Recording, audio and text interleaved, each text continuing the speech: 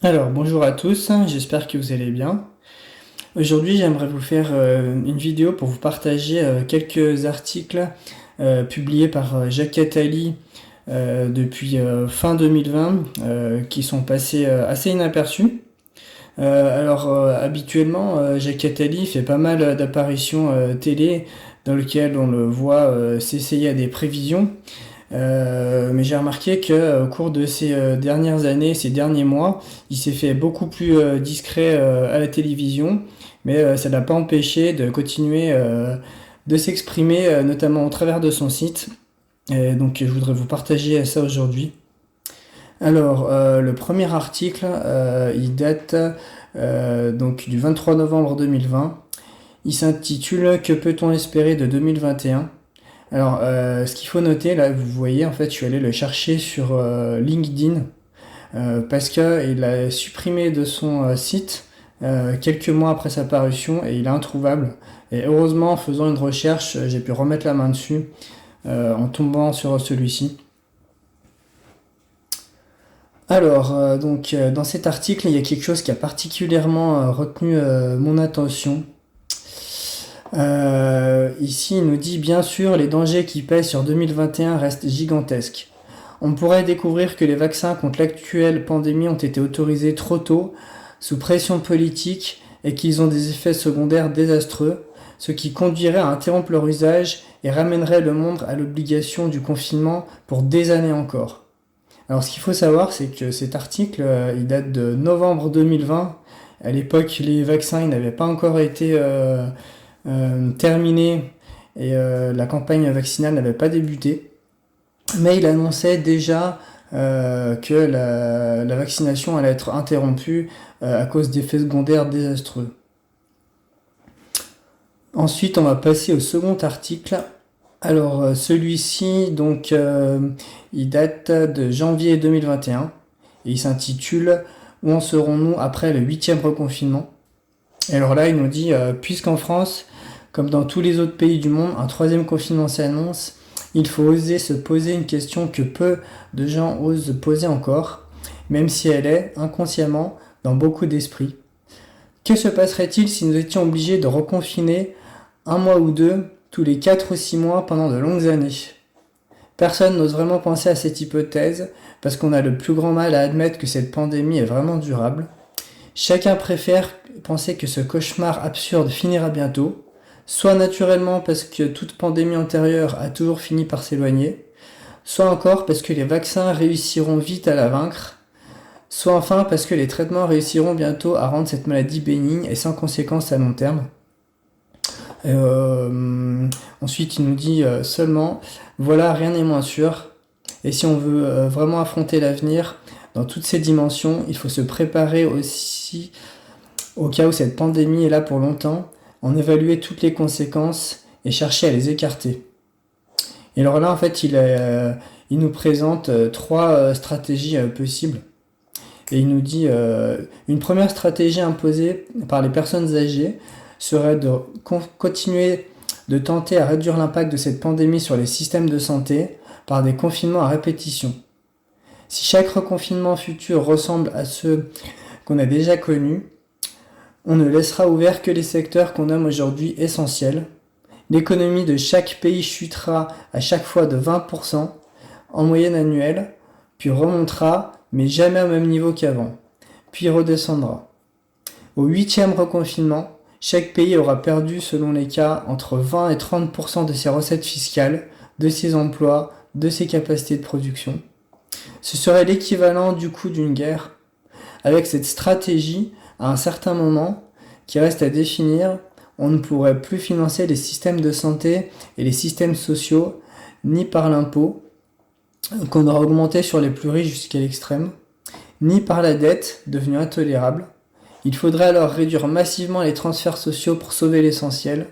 La pauvreté s'installerait et la crise s'aggraverait. Tous les pays qui entreront dans cette logique finiront dans un déclin irréversible. Alors ensuite, il aborde une deuxième stratégie en fait qui serait imposée par les plus jeunes et en fait qui consisterait à maintenir l'économie au travail à condition il le dit à la fin, de produire les 12 milliards de doses de vaccins dont l'humanité aura besoin chaque année et qu'ils seront efficaces. Ensuite, il va nous parler d'une troisième stratégie où là il dit qu'il serait question de sortir dès maintenant de la distinction absurde entre production essentielle et non essentielle. La vraie distinction est entre la production désirée et celle qui ne l'est pas provisoirement. Il faudrait confiner ceux qui se consacrent à produire la production provisoire non désirée et donner à ceux qui produisent et distribuent la production désirée les mêmes moyens de protection que le personnel médical. Alors ensuite, nous allons passer au troisième article qui s'intitule « Les dents de la mer » et qui date du 27 octobre 2021. Alors là, dans cet article, comme illustré, en fait, il va être question de problèmes monétaires à venir. Et donc, il nous dit c'est aussi le cas des dangers brutaux et mortels pour les sociétés. Ainsi, par exemple, d'un danger qui rôde partout encore invisible, ce que je nommerais l'inflation discontinue. Les consommateurs, aujourd'hui, ne le ressentent pas vraiment, car statistiquement, globalement, les prix pour eux restent relativement stables, et les hausses de certains produits, tels en ce moment les carburants, sont compensées par les baisses d'autres, tels les équipements domestiques ou les vêtements. Et pourtant, tout se prépare pour qu'une très forte inflation se déclenche brutalement, ce que je nomme une inflation discontinue. Et c'est là l'essentiel. Ce ne sera pas une augmentation progressive de la hausse des prix qui passerait de 2% à 3%, puis 4% et 5% par an, grignotant tout doucement le pouvoir d'achat des salaires et la valeur des épargnes, et qu'on pourrait arrêter en utilisant des armes classiques de la politique monétaire, qui sont les taux d'intérêt et la restriction du crédit. Ce sera une inflexion très brutale de la hausse des prix, qui passerait en un an de 2 à 8 ou 10%, une inflation discontinue. Le mécanisme de cette rupture est en place. Si une hausse massive des matières premières et des produits intermédiaires, aggravée par d'innombrables pénuries, n'ont pas encore été répercutées sur les consommateurs, c'est parce que, pour le moment, les producteurs de biens de consommation sont obsédés par les enjeux de la concurrence. Et pourtant, ces firmes, en contact avec les consommateurs, amortissent assez largement les chocs pour rester compétitifs. Alors ensuite, nous allons passer au quatrième article. Alors, cet article s'intitule 2022, l'année de l'impuissance ou de la souveraineté. Donc cet article, il date du 15 décembre 2021. Et donc il nous dit, puisque le calendrier nous y invite, risquons-nous à des pronostics pour les 12 mois à venir. A priori, 2022 devrait être une année très difficile. En le sachant, en anticipant, on peut éviter qu'elle le soit. Il est assez aisé d'établir un scénario du pire. Une pandémie qui échappe au vaccin, un effondrement des marchés financiers, des foyers de guerre jusqu'aux frontières de l'Europe, des grands pays comme l'Éthiopie qui se disloquent, des attentats, des mouvements extrémistes contradictoires, réclamant les uns qu'on efface toute trace de valeur passée de l'Occident dans la mémoire du monde, et les autres, au contraire, qu'on y refuse toute influence étrangère.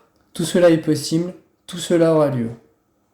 Face à cela, le principal risque pour cette année, partout dans le monde, est une perte de contrôle des gouvernements, des entreprises, de chacun de nous et plus généralement de l'humanité sur le cours des choses, avec des conséquences évidemment terrifiantes. En France, on peut craindre l'élection d'un ou d'une présidente qui se révélera sans pouvoir, sans majorité, incapable de tenir les innombrables et inévitables promesses électorales, un pays perdu face à une Allemagne de nouveau sûre d'elle-même, une Italie en plein renouveau et un monde en pleine recomposition. Ce serait alors encore une année de désillusion et de colère où le pays se perdrait de plus en plus dans des disputes sur son identité, ce qui a toujours été, dans l'histoire des peuples, le signe annonciateur d'un déclin. Alors, ensuite, donc si on descend un peu plus bas dans l'article, là il nous tourne une partie positive où il nous dit à l'inverse, 2022 pourrait être l'occasion d'une prise de conscience, d'une reprise en main, d'une souveraineté ouverte. Et alors encore un peu plus loin, il nous dit en fait, il nous parle de l'occasion du lancement d'un vrai projet de souveraineté dans tous les secteurs de l'économie de la vie, Et enfin, à l'échelle mondiale, on peut peut-être espérer que les gouvernements les plus égoïstes admettront enfin que chacun a intérêt à être altruiste et que, en particulier, les pandémies ne seront éradiquées que si chaque être humain est aussi bien protégé que les plus riches d'entre eux et que, de même, chacun a intérêt à ce que l'autre ait les moyens de réduire ses émissions de gaz à effet de serre. Donc là, il nous fait un peu une propagande sécuritaire, puis ensuite sur le réchauffement climatique. Et il nous dit, on peut enfin espérer qu'une alliance de chercheurs, d'entrepreneurs, d'animateurs sociaux et d'artistes, tous acteurs potentiellement positifs du monde, pourra faire comprendre qu'il existe des solutions à tout, y compris à ce que l'on n'a pas voulu régler depuis des siècles, et que les progrès technologiques mis au service de l'altruisme peuvent encore sauver l'espèce humaine et nos civilisations. On peut enfin espérer que les médias intègres et exigeants en soient les héros. Donc bon là en fait, pour répondre à toutes les catastrophes, qu'elles soient avérées ou fictives, donc là en fait ils misent tout sur le progrès technologique pour sauver l'humanité. Et alors ensuite, enfin, dernier article très actuel en ce moment, en ce mois de février 2022. Donc l'article il date du 20 janvier 2022, il s'intitule Le mois de tous les dangers et en fait il parle de la situation géopolitique en Ukraine. Et il nous dit tout en bas de l'article, une guerre en Ukraine est donc tout sauf improbable. Certes, ce n'est pas parce que la Russie a toutes les raisons d'entrer en Ukraine dans les semaines à venir qu'elle va le faire. La géopolitique ne se réduit pas à la raison. Mais les conséquences militaires, économiques et géopolitiques d'un tel conflit seraient cependant si considérables, en particulier pour l'Europe, qu'il est urgent de s'y préparer. Voilà, c'est la fin de cette vidéo. Je vous souhaite une très bonne journée et à la prochaine.